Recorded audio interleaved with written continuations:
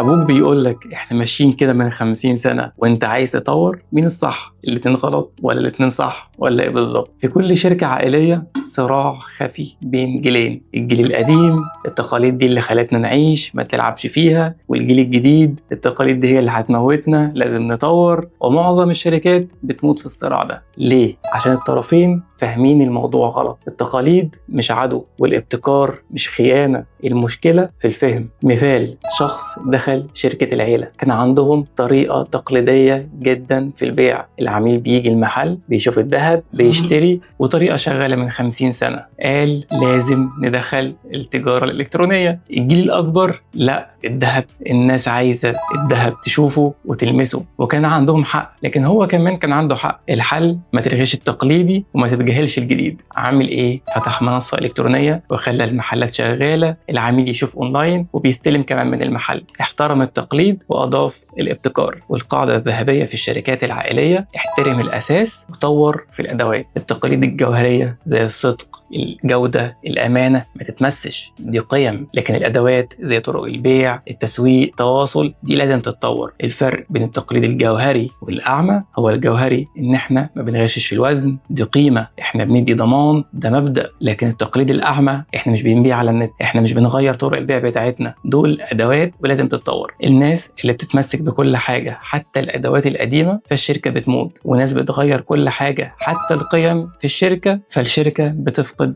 هويتها وتموت برضو. الناجحين بيعرفوا يفرقوا. انا قبل ما اغير اي حاجة بسأل هل ده تقليد جوهري وقيمة ولا اداة؟ لو جوهري وقيمة ما باجيش جنبه، لكن لو اداة بطورها، وبكده بحترم الماضي وببني المستقبل. في شركتك ايه اكبر تقليد جوهري وقيمة لازم تفضل؟ يا ريت تعلق وتقول لنا.